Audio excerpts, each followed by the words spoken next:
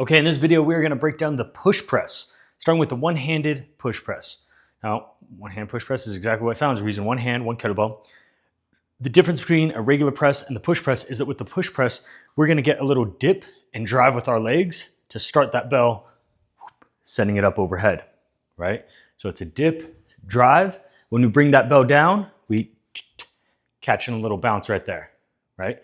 We're not just letting the bell free fall down and just collapsing. Our core is braced, right? And we're absorbing it with the hips. You'll notice from the side here, I'm not just slamming back and letting all that weight go into my back. I'm staying vertical the entire time. It's a dip, drive, and dip to catch. And what that looks like from the front is you can use two hands to clean that bell up, like so. All right, vertical forearm as best you can, little dip and drive. Legs are locked, they don't rebend until it's time to bring it down and catch. Dip and catch. And catch. From the side, what that looks like is dip, drive, and catch.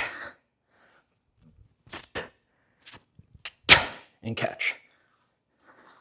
The push press is really awesome because it's teaching us how to generate force from the ground all the way through our entire body, driving vertically, while being less complicated than the snatch, right? It's a little bit less ballistic as well, more kind of in that gray area between a grind strength lift, because you really do have to execute some pressing, but it's ballistic because we are driving with the legs.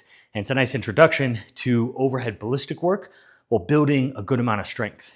Now, before you get into the push press, it's really good to make sure that you have a good grasp on the press.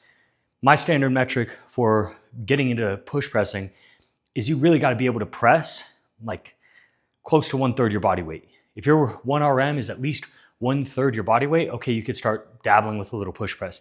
But really, you should be spending a lot of time mastering the press before you get into push press, because that is going to set the foundation for a much stronger push press later. Because when we're doing our push press or our jerks or the overhead ballistics that are going from the rack position, when we incorporate our legs, we're automatically going to be significantly stronger than anything we can just strict press ourselves. However, they don't carry over towards your strict press.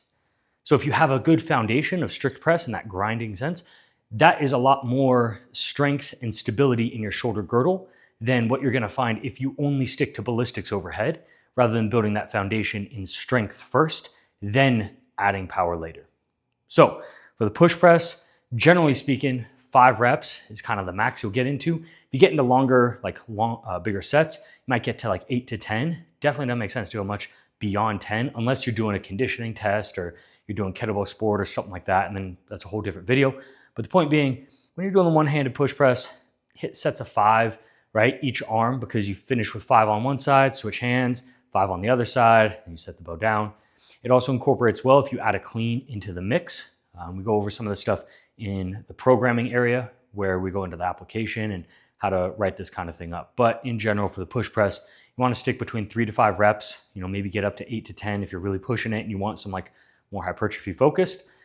Make sure that you're accounting for doing both sides as part of the same set, because it does turn into a good amount of volume and it is going to tax your core. I promise, if you're doing it properly and you're actually engaging your abs and staying vertical the entire time, it is a motherfucker for the abs, which is part of what makes it so awesome.